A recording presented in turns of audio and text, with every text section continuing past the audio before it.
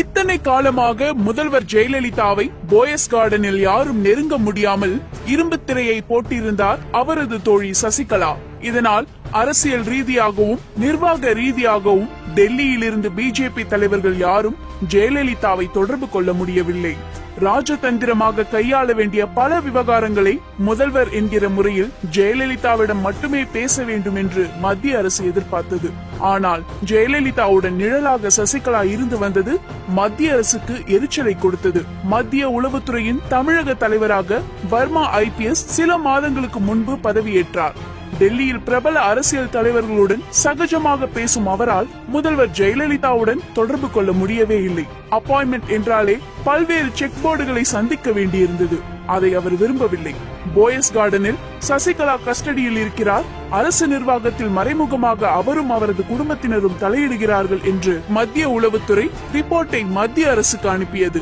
இந்த நிலையில்தான் ஜெயலலிதாவுக்கு உடல்நிலை சரியில்லாமல் போனது. அப்போலோவில் அட்மிட் செய்யப்பட்டார். ஜெயலலிதாவை பார்க்க தமிழக பொறுப்பு கவர்னர் வித்யாசாகர் ராவ் நேரில் போன போது ஜெயலலிதாவை நேரில் சந்திக்க விடவில்லை. இதுதான் சசிகலா தரப்பினர் செய்த மிகப்பெரிய தவறு. கவர்னரின் கோபத்துக்கு ஆளாகிவிட்டார் சசிகலா. அதன் பிறகுதான் மத்திய அரசு தலையிட ஆரம்பித்தது. ஜெயலலிதாவின் உடல்நிலை பற்றியும் சசிகலாவின் கஸ்டடியில் ஜெயலலிதா இருப்பது பற்றியும் சில சந்தேகங்களை திடீரென சசிகலா புஷ்பா மீடியாக்களிடம் கிளப்பினார் அல்லவா?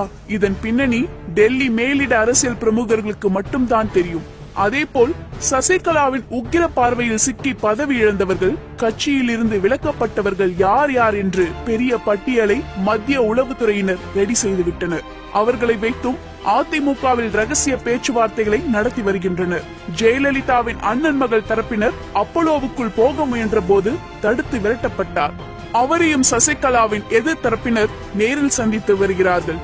விரைவில் அவரிடம் இருந்து சசிகலாவுக்கு எதிரான கருத்து வெளியாகலாம். டெல்லியில் இருந்து எய்ம்ஸ் டாக்டர்கள் இருவர் வந்ததுதான் வெளி உலகத்துக்கு தெரியும்.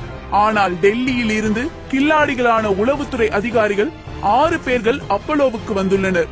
இவர்களையும் சேர்த்து மொத்தம் 27 பேர் சென்னையில் பல்வேறு ரகசிய அசைன்மெண்ட்களை செய்து வருகின்றனர். பிஜேபிக்கு சாதகமான சூழ்நிலையை தமிழகத்தில் ஏற்படுத்துவதுதான் அவர்களின் அசைன்மெண்ட். தமிழக கவர்னர் தான் இவர்களுக்கெல்லாம் தற்போதைக்கு பாஸ். அவரை வைத்துத்தான் அரசியல் சதுரங்கத்தை நகர்த்த ஆரம்பித்துள்ளனர் டெல்லி பிஜேபி தலைவர்கள். அப்போலோவில் மாற்றங்கள். டெல்லி எய்ம்ஸ் மருத்துவமனையில் இருந்து தனது பிரதிநிதிகளாக 2 பிரபல டாக்டர்களை பிரதமர் மோடி சென்னை அப்போலோவுக்கு அனுப்பினார். அவர்கள் வந்ததும் இங்கே நிலைமை மாற ஆரம்பித்தது. ஜெயலலிதாவின் உடல்நிலை தொடர்பான விவரங்களை அவர் கையில் எடுத்துக்கொண்டார்.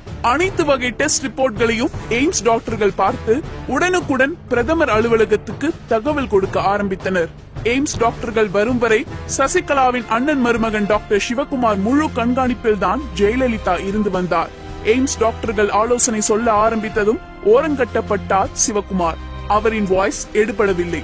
இது அப்போலோ மருத்துவமனையை பொறுத்தவரையில் நடந்த மாற்றங்கள். ஆனால் ஓ பன்னீர்செல்வம் யாருடைய சாய்ஸ்? நிச்சயமாக கவர்னர் சாய்ஸ் தான். ஆனால் ஜெயலலிதாவின் அறிவுரைப்படி என்கிற சாமர்த்தியமான வார்த்தையை போட்டு அறிக்கை விட்டிருந்தார். ஆனால் சசிகலா தரப்பினரும் அவர்களின் உறவினரும் தமிழக காங்கிரஸ் கட்சி தலைவருமான திருநாவுக்கரசரை பிடித்து டெல்லியில் காங்கிரஸ் தலைவி சோனியா காந்தி, துணைத் தலைவர் ராகுல் இருவரிடமும் பேசி தங்களுக்கு அரசியல் அரவணைப்பு வழங்க கோரிக்கை விடுத்தனர்.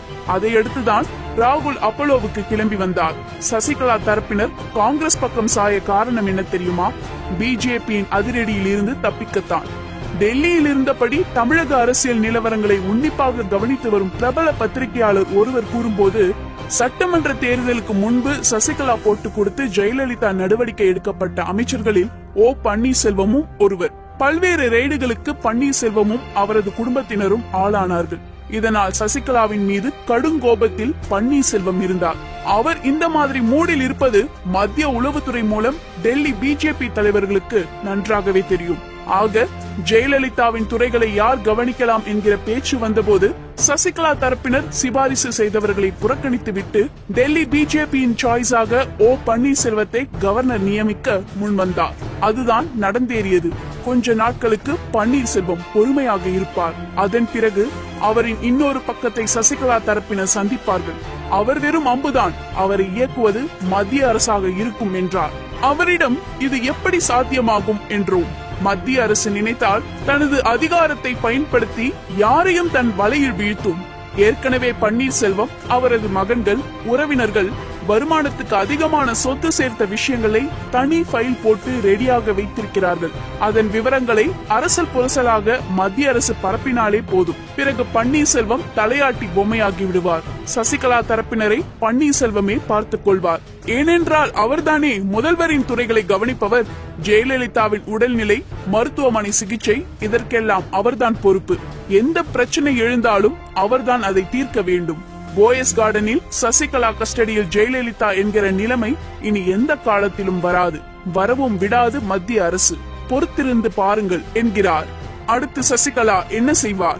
சசிகலாவின் மூத்த நாத்தனார் வனரோஜா சில நாட்களுக்கு முன்பு தஞ்சையில் இறந்து போனார். அவரின் இறுதி சடங்கில் கூட சசிகலா போய் கலந்து கொள்ளவில்லை.